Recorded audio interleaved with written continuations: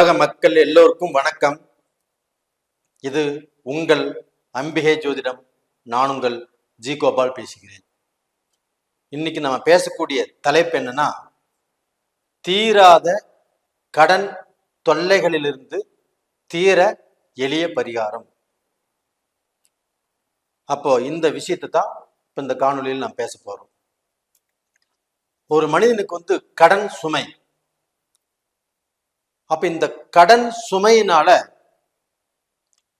அவங்களுக்கு புத்தியே குழம்பி போய் அன்றாட வாழ்க்கையில நடைமுறை வாழ்க்கையில் இஷ்டம் இல்லாமல் புத்தி பேதலிச்சு என்ன செய்ய போறோம்னே தெரியாமல் இந்த அளவு கடந்த கடனால் அது ஒரு நோய் மாதிரி தன்னை தொற்றிக்கொண்டு இந்த கடனை கட்ட முடியாமல் நிறைய பேர் தத்தளிச்சு தடுமாறி போயிட்டு இருக்கிறாங்க. நிறைய பேர் தான் இருக்கக்கூடிய இடத்தை வித்துட்டாங்க, இருக்கக்கூடிய வீட்டை வித்துட்டாங்க, தன் பிசினஸை இழந்துட்டாங்க. அடுத்தது என்ன பண்றதுன்னே தெரியாம முழிச்சிட்டு இருக்கிறாங்க. அப்படிப்பட்டவர்களுக்கு தான் இந்த எளிய பரிகாரம். அப்ப ஃபர்ஸ்ட் நீங்க செய்ய வேண்டிய காரியம் என்னன்னா, உங்களுக்கு வரக்கூடிய போன் கால்ஸை நீங்க அட்டன் பண்ணி பேசுங்க. இப்ப கடன் அதிகமாயிருச்சு, தலைக்கு மேல போயிருச்சு, நம்ம கடன்காரங்க போன் பண்ண என்ன பண்றது அப்படின்னு அந்த போனை அட்டன் பண்றது இல்லை. நீங்க இந்த போனை அட்டன் பண்ணணும், அட்டன் பண்ணி அவங்களோட பேசணும். இதனால தலை போவது எதுவுமே இல்லை, உயிர் போகக்கூடிய பிரச்சனை எதுவுமே இல்லை. இதுதான் முடியும், இதுதான் முடியாது அப்படிங்கிறது தாராளமாக சொல்லுங்க. இப்படி சொல்லாததுனால இந்த பிரச்சனைகளை நீங்க தண்ணி ஊத்தி வளர்த்தன மாற இந்த கடன் பிரச்சனைகள் ஆப்பட்டது அதிகமாகும்.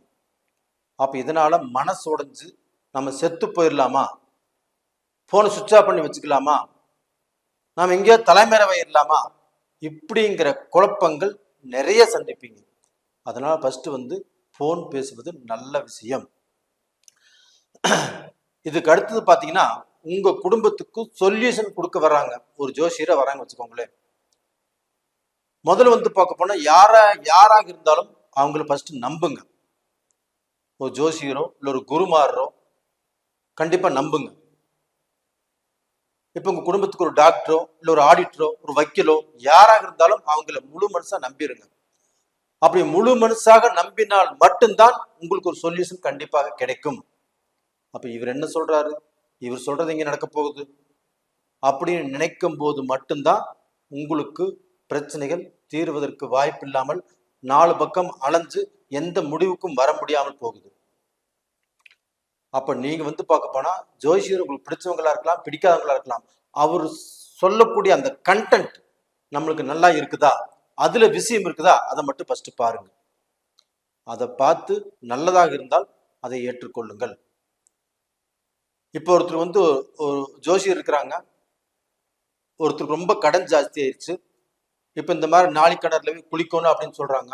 அவங்களுக்கு உடம்பு சரியில்லை, அவங்களால போக முடியாத சூழ்நிலை, அவங்களுக்கு கடன் தொல்லை ஜாஸ்தி, அவங்களுக்கு பஸ்ஸுக்கு போற கூட காசு இல்லை. இப்படிப்பட்டவர்களுக்கு கண்டிப்பாக அவங்க வீட்டிலே இருந்து அந்த தெய்வத்தை கும்பிட்டாலும் கண்டிப்பாக அது பரிகாரமாகும். அது போக பாத்தீங்கன்னா,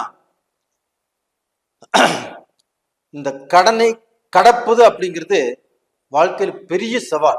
இந்த கடனை கடப்பதே பயங்கரமான கடினம்.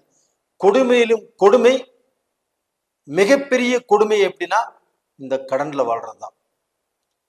பட்னியை கூட நம்ம ஒரு வாரம் கூட கிடந்துடலாம், ஆனா அந்த கடனோட வாழ்வதுங்கிறது ரொம்ப ரொம்ப கொடிய விஷயம். காலையில எந்திரிக்கும் போது சாப்பாட்டுக்கு இல்லையே பட்னிய அப்படிங்கிற விஷயத்துல எந்திரிக்கலாம், தப்பு இல்லை. ஆனா கடனோடு எந்திரிப்பதுங்கிறது ரொம்ப ரொம்ப கொடுமையான விஷயம். அப்ப இந்த கடனுக்கு பார்க்க போனா ஃபர்ஸ்ட் இந்த பரதிருஷ்டின்னு சொல்லுவாங்க. இந்த பரதிருஷ்டின்னு என்னன்னா, நேத்து பயன்படுத்திய ஆடைகளை, நேற்று சரட்டை யூஸ் பண்ணிக்கிறீங்க, ஹேங்கர்ல மாட்டி வச்சிருக்கிறீங்க, அடுத்த நாள் அந்த சரட்டை மறுபடியும் யூஸ் பண்ணுவீங்க, இல்ல ஃபேண்ட்டை யூஸ் பண்றீங்க. இப்படி பண்ணும்போது நேத்துடைய நெகட்டிவ் தாட்ஸ் அது இன்னைக்கும் உங்களோட டிராவல் பண்ணும். அப்ப நேத்து பயன்படுத்திய ஆடைகளை இன்றைக்கு பயன்படுத்த வேண்டாம். அதுதான் முன்னோர்கள் சொல்லியிருக்கிறாங்க, கந்தையானாலும் கசக்கி கட்டு. அப்ப எதையுமே பார்க்கணும், நம்ம கசக்கி கட்டினால் மட்டும்தான் அதுல ஒரு தெளிவு பிறக்கும். அப்ப அந்த முன்னோர்கள் சொன்ன வார்த்தையை நம்ம மதிக்கணும், அதை பயன்படுத்தணும். அது போக இல்லீகல் கான்டாக்ட்ஸ், நமக்கு தகாத உறவுல போறதும் அந்த தகாத உறவுகளை மேற்கொள்வதும் நம்மளுக்கு கடனில் சிக்கிட்டு அவதிப்படுவதற்குண்டான வாய்ப்புகளை அதிகமாக ஏற்படுத்தும். அப்ப அந்த தகாத உறவுகள் வேண்டாம். அப்ப இது மாதிரி பார்க்க போனா நீங்க இந்த தகாத உறவுகள்ல மாட்டிக்காமல் இருக்கணும், அதுல இருந்து வெளியே வராமல் இருக்கணும், அதுல இருந்து வெளியே வரணும். இப்ப நம்ம வெளியில வர முடியல அப்படின்னாலும் கண்டிப்பாக சில குழப்பங்கள் ஆயிரும். அப்ப டோட்டலா பாத்தீங்கன்னா இந்த கடன் பட்டு அந்த கடன்னால அதிகமாக பிரச்சனைகள் சோதனைகள் நாம நடமாட முடியாமல் நிராயுதபாணியாக இருக்கிறோம். அப்படிப்பட்டவர்கள் ஆகப்பட்டது செவ்வாய்க்கிழமை 1/15 அந்த செவ்வாய் ஓரையில் நம்ம யாருக்கு கடன் கொடுக்கணுமோ அவங்க பேரை எழுதி ஒரு அபிஷியல் கவர்ல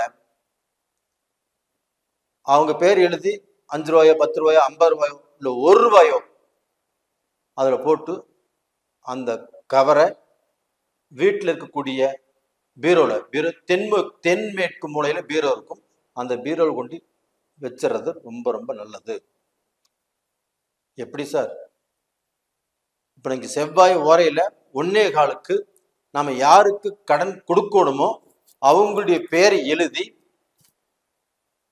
நம்மளால முடிஞ்ச காசு அதுல போட்டு அந்த பீரோல வச்சிடுறீங்க, வைக்க சொல்றீங்க. இதனால கடன் தீருமா சார் அப்படின்னு நீங்க கேட்கலாம்.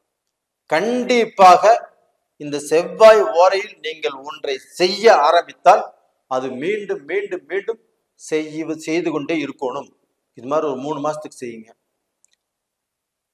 கண்டிப்பாக உங்களுடைய கடன் பிரச்சனையிலிருந்து தீர்வதற்குண்டான வழி பிறக்கும். பெரிய கடனாக இருந்தால் 6 மாசம் ஆகும், அதை விட பெரிய கடனாக இருந்தால் 1 வருஷம் ஆகும். ஆனா அந்த கடனை கட்டக்கூடிய யுக்தி கண்டிப்பா உங்களுக்கு கிடைக்கும். அப்ப அந்த கடன் ரிலீஸ் ஆவதற்குண்டான வாய்ப்பு உங்களுக்கு உருவாகும். கண்டிப்பாக அதை செய்யுங்க. இது போக இந்த கடன் ஜாஸ்தியா இருக்கிறவங்க கண்டிப்பாக மொட்டை அடிச்சுக்கணும்.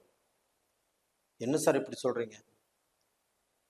எப்படி சார் நாங்க மொட்டை அடிக்கிறது அப்படின்னு நினைக்கலாம்.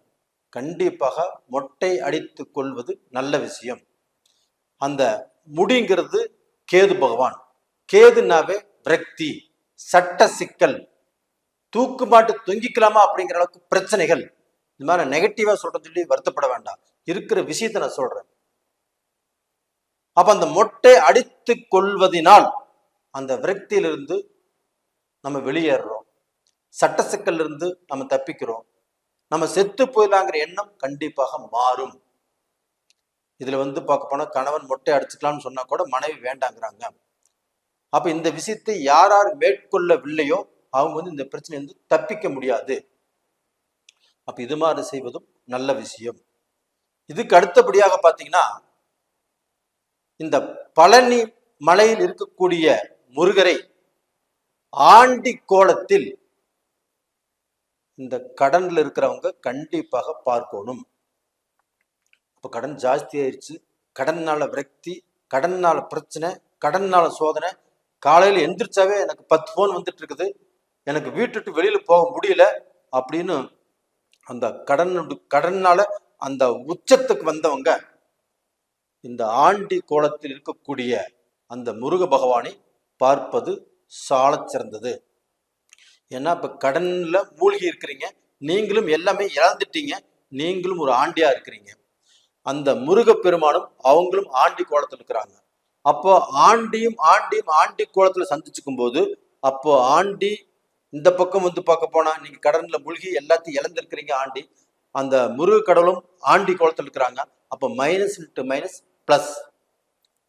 அப்போ இந்த விஷயம் நடக்கும்போது கண்டிப்பாக உங்களுடைய வாழ்க்கையில ஒரு நல்ல மாற்றம்ங்கிறது கண்டிப்பாக நடக்கும். இப்போ இந்த வீடியோ ஒரு டாக்குமெண்ட் மாதிரி, இந்த யூடியூப் இது 6 மாசம் கழிச்சு பார்த்தாலும் இந்த வீடியோ அப்படியே இருக்கும். அப்போ இந்த வீடியோவில் நீங்க அந்த 6 மாசம் கழிச்சு கண்டிப்பாக ஒரு கமெண்ட் போடுவீங்க. சார், நீங்க சொன்ன மாதிரி செஞ்ச, நான் கடன்ல இருந்து வெளியாவதற்குண்டான வாய்ப்புகள் கிடைச்சிருச்சு, நான் தப்பிச்சுட்டு நல்லா இருக்கேன்னு சொல்லுவீங்க. இதே மாதிரிதான் என்னுடைய நண்பர்கள் நிறைய பேர், பல லட்சம் பேர் நம்ம கிட்ட சாஸ்திரம் பார்த்தவங்க இன்னைக்கு அவங்கள கடன் இல்லாம கஷ்டம் இல்லாம இருக்கிறாங்க. இப்ப நாம பல நூல்களை படித்து அதுல இருந்து இந்த கண்டென்ட் எடுத்து உங்களுக்கு நம்ம கொடுக்குறோம். கண்டிப்பாக நல்லா இருப்பீங்க. அப்ப இந்த பழனி கோயிலுக்கு எப்ப போறது, எப்ப இந்த ஆண்டி குளத்துல முருகரை பார்க்கறது அப்படின்னா, நீங்க செவ்வாய்க்கிழமை நாள்ல போகலாம். அப்படி செவ்வாய்க்கிழமை நாள்ல போக முடியலனாலும் மற்ற நாள்களையும் போகலாம், ஒன்றும் தப்பு இல்லை. அதே சமயத்தில் இந்த மொட்டை அடிக்கிறது எந்த நாள்ல அடிக்கலாம் அப்படின்னா, கண்டிப்பாக நீங்க பிறந்த நாள் வரும்போது அடிக்க வேண்டாம். செவ்வாய்க்கிழமை நாள்ல அடியுங்க, மற்ற நாள்களையும் அடியுங்க. அதே சமயத்தில் நீங்க பிறந்த நாள் வரும்போது மொட்டை அடிக்க வேண்டாம். அப்ப இது மாதிரி செஞ்சுட்டு வரும்போது கண்டிப்பாக உங்களுக்கு எப்பேற்பட்ட கடன் இருந்தாலும் அந்த கடன்ல இருந்து விலகி நல்ல நிலைமைக்கு அந்த கடனை தீர்வதற்குண்டான, அந்த கடனை தீர்ப்பதற்குண்டான வழிமுறைகள் ஆகப்பட்டது நாம் சொல்லியிருக்கிறோம். கண்டிப்பாக நல்லா இருப்பீங்க. நேயர்களே, இந்த பதிவு பிடிச்சிருக்குன்னு நினைக்கிறேன். பிடிச்சிருந்தா லைக் பண்ணுங்க, சப்ஸ்கிரைப் பண்ணுங்க, ஆல் அப்படிங்கிற பெல் பட்டனை பிரஸ் பண்ணுங்க. உங்களிடமிருந்து விடைபெறுவது உங்களின் ஜி கோபால். நன்றி, வணக்கம்.